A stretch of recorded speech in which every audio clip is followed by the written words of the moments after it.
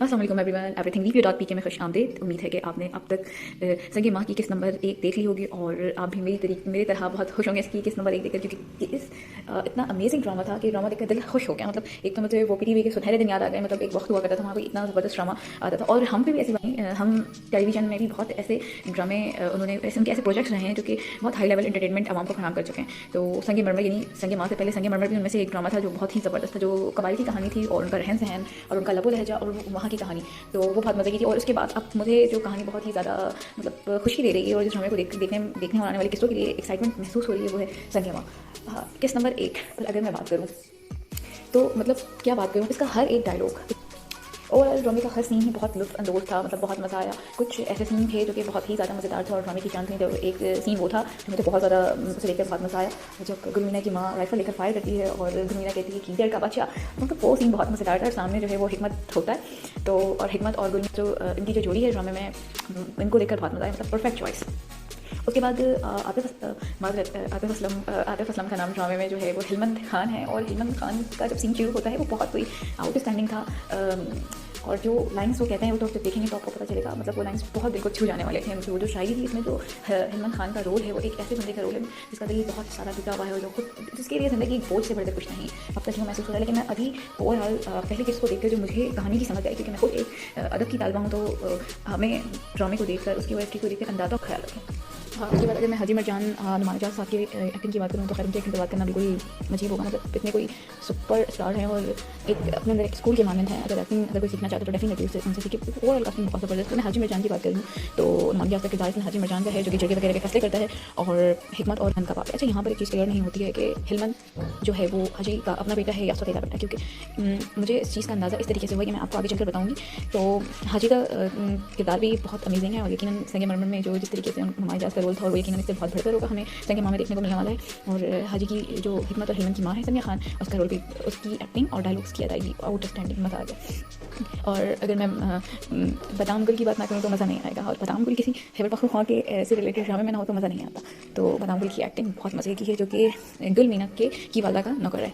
तो अब हम बात करते हैं स्टोरी पर। तो स्टोरी कोई मुझे समझ आई है वो यही है कि जो स्टोरी का यानी कि कहानी का मौजू है वो गाग है। गाग एक ऐसी रस्म है जो कि खैबर पख्तूनख्वा के भी बहुत से इलाकों में होती, जिसे गैर कानूनी रस्म करार दी गई। उसके खिलाफ एक्ट मौजूद जगह में भी इसमें फैसले होते हैं और सख्त सज़ाएं सुनाई जाती हैं। दरअसल ये गाग एक ऐसा गाग के लफ्ज़ी मायने तो पुकारने के हैं। एक गाँव का कोई आदमी उठता है, गन लेकर किसी खातून के दरवाजे पर फायर खोल देता है, जिसका मतलब ये है कि ये खातून मेरी है और अब इस पर कोई भी जो है रिश्ता नहीं भेज सकता। तो इसी वजह से होता ही है कि कभी कभी वो औरत जो है सारी उम्र तनहा रह जाती है और उसे कोई रिश्ता नहीं देता।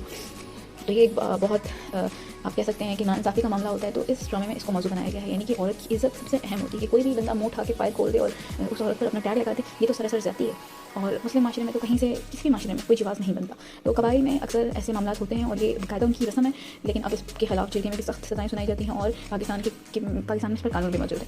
तो ड्रामे का मौजू यही गाग है। और अब ये जो गाग की रस्म है किस तरह लोगों की ज़िंदगियों को इसने मुतासर किया, ये हमें इस ड्रामे में देखने को मिलने वाला है। तो हम देखेंगे कि आगे आगे क्या होता है। लेकिन अगर आप सीन देखें जो हाजी मरजान और हिकमत की माँ का सीन होता है, जिसमें वो बात कर रहे होते हैं जलके में एक शख्स को सज़ा सुनाने के बारे में जिसने गॉग किया होता है, उस पर जो है हिकमत की माँ कहती है 30 साल पहले भी अमल हुआ था और 30 साल के बाद किसी ने ये जरूरत की। इसका मतलब है 30 साल पहले उसके खुद के साथ ये अमल हुआ, जिसके नतीजे में जो है किसी ने उनके साथ ये सब कुछ किया और फिर उस खातून की शादी उस आदमी से हुई। और फिर आतिफ असलम जो है, मेरे मुँह से बार बार आतिफ असलम निकल रहा है लेकिन हिलमत खान पैदा होता है। तो यही वजह है कि आप देखें जब हाजी मरजान जो है वो हिलमत को बुलाना चाहता है तो हिलमत बहुत ऑकवर्ड रिएक्ट करता है, जिससे पता चलता है कि हाजी मरजान जो है वो हिलमत का सगा बाप नहीं।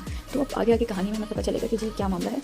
वो आप अगर आप भी मेरी राय के साथ कर सकते तो मुझे कमेंट सेक्शन में ज़रूर बताएं।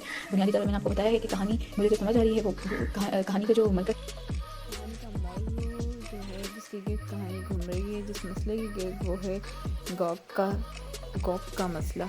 मतलब ये जो रस्म है उस शुमाली इलाका जाती है खैबर पख्तूनख्वा के बहुत सारे कबाइली इलाकों की। तो इस मसले पर ही दरअसल जो है वो ड्रामा बनाया गया है और बहुत ही इंटरेस्टिंग और अनोखा सा, मतलब नॉर्मली इसे हर कोई जानता नहीं है। मतलब मेरे इल्म में तो पहली दफ़ा ही ये आया और भी हाँ बहुत सारे लोग हैं जो इस बारे में जो है कोई इल्म नहीं रखते। तो इस तरीके से पूरे पाकिस्तान को भी एक तरीके से जानने का मौका मिलेगा कि जी हमारे बहुत से ऐसे इलाके हैं जहाँ पर अजीब व गरीब किस्म की रस्म व रिवाज के भेंट इंसानों को चढ़ाया जाता है, ख़ुसूसी तौर पर ख़वातीन को। تو ہمیں ہمارے چینل ہم ٹیلی ویژن کو سراہنا چاہیے کہ وہ ہمیشہ منفرد مسائل کو اجاگر کرتا ہے، اور امید کرتی ہوں کہ ہمیں ڈرامے میں بہت آگے چل کر مزہ آنے والا ہے. اور میری رائے سے اگر آپ اتفاق کرتے ہیں تو کامنٹ باکس میں مجھے ضرور بتائیے گا، مجھے آپ لوگوں کی رائے کا انتظار رہے گا. ملتے ہیں اگلی قسط کی ریویو کے ساتھ، تب تک کے لیے مجھے دیں اجازت. اللہ حافظ.